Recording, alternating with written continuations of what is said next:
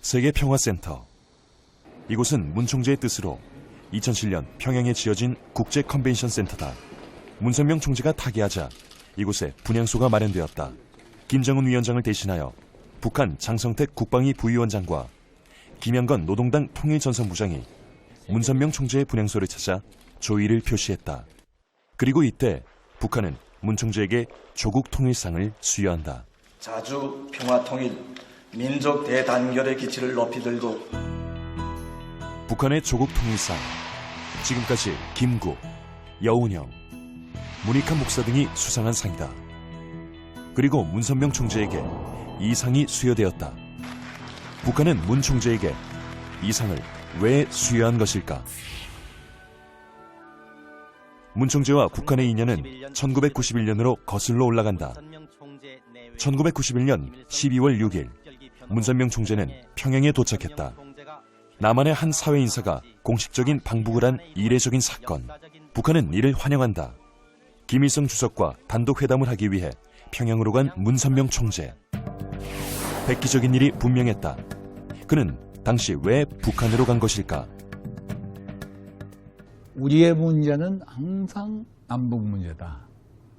소련 종주국이, 공산주의 종주국이 망하게 되면 그 다음에는 결과적으로 남북 전쟁이 갑자기 일어날 가능성이 있어.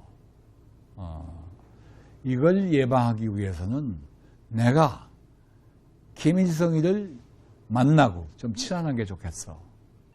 문선명 총재는 북한에 도착한 문선명 총재가 만수대 의사당에서 당의 최고 간부들과 가진 회담.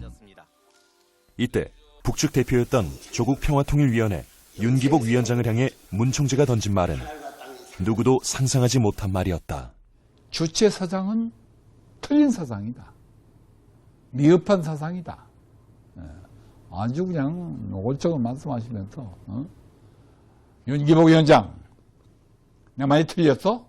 막 이러시면서 아이 소학교 아이들 다루듯이 윤기복 위원장 얘 대답 좀 해봐. 그래 주체성 가지고 남북 통일할 수 있겠어? 세계 통일할 수 있겠어? 안 돼. 어림도 없어. 당 지도자들 앞에서 노골적으로 주체 사상을 비판하였지만 김일성은 문선명 총재를 반갑게 맞이했다. 당시 북한은 북핵 사찰 문제로 국제적인 압박을 받으며 예민해져 있었고 남한과도 경색되어 있었다. 그런 북한으로 들어간다는 사실, 더욱이 북한의 김일성 주석을 만나는 일은 결코 쉬운 일도 안전한 일도 아니었다. 이 둘은 과연 무슨 이야기를 했을까? 문선명 총재와 김일성 주석 사이에 합의된 요강을 보면 이산가족 만남, 국제 핵사찰 수용, 그리고 금강산 개발 등 남북 경제 교류와 남북 정상회담 같은 현안에 대한 내용이 담겨 있다. 당시 IAEA는 북핵 사찰을 실시한다. 그러나 IAEA는 사찰 결과가 부족하다며 미 신고 시설에 대한 특별 사찰을 요구했다. 이에 강하게 반발했던 북한. 이때 김영삼, 김일성 정상회담을 준비하기 위해 서울에 온 북한 대표 박영수로부터 서울 불바다론이 나왔다. 여기서 서울이 멀지 않습니다. 전쟁이 일어나면은 불바다가 되고 말아요. 아니 지금 성 선생도 아마 살아나기 어려울 거예요. 아니 다만 그걸 말이라고 합니까? 그렇기 때문에 아니 이에 대해서 그럼 우리가 가만히 있을 것 같아요? 글쎄 어? 이렇게 여기에 대해서 아니 좀 얘기하세요. 지금 심사숙고를 해야 된다. 전쟁 선언하는 겁니까? 전쟁의 위기가 고조되고 있던 급박한 상황. 이를 막기 위해 문선명 총재는 특단의 조치를 취했다. 그것은 바로 남북 청년학생 평화 세미나였다. 남북한 청년학생들은 중국 북경에서 화해의 물꼬를 텄다. 워낙 민감한 때였기에 이 대회를 연다는 것 자체가 국제적인 관심을 모았다. 남과 북의 학생들은 함께 평화 통일의 길이 무엇일지 논의했으며 중국 곳곳을 함께 여행하고 우정의 시간을 나누었다. 남북 청년학생 평화 세미나는 각종 체육 행사, 문화 교류 행사 등으로 이어졌다.